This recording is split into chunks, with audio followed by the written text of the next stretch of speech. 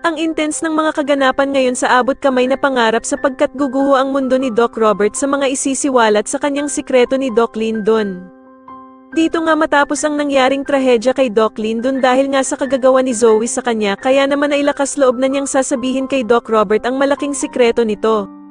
Samantala matapos ngang mabuking ni Doc Lyndon itong si Zoe, nakausap ang ina niyang si Moira sa cellphone ay agad naman itong iisip ng paraan para matakasan ito. Sasabihan nga ni Zoe si Doc Lyndon na mas maiging silang dalawa na nga lang daw ang nakakaalam para hindi sila mahalata at dito nga ay magpapasama ito sa kanyang hulihin si Moira kung nasan man ito. Samantala ay galit na galit namang kakausapin ni Giselle itong si Doc Carlos dahil nga sa malalaman niyang palihim na nakipag-usap ito kay Dax.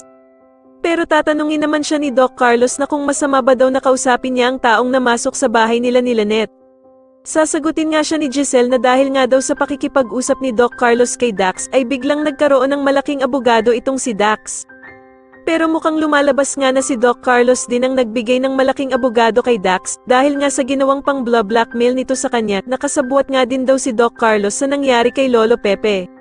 Sa kabilang banda naman ay hindi inaasahan ni Annalyn na mabubuking niya ang pinaplano ng mag-inang Moira at Zoe dahil nga sa isang attendant ng hotel na aakalain ngang siya si Zoe.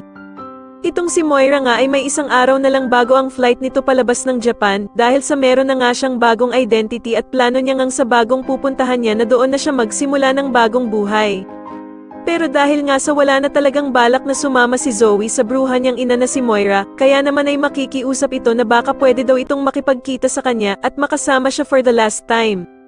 Sa tingin niyo dito na nga kaya tuluyang pakulong ni Doc Robert ang peking anak niyang si Zoe kasama ang ama nitong si Doc Carlos, mas lalo na nga talagang nagiging exciting ang mga susunod na kaganapan kaya naman ay mas lalo pa nating abangan ang mas lalong gumigandang abot kamay na pangarap. Maraming salamat po sa inyong panonood at sana po ay mas-subscribe niyo ako. Maraming salamat po.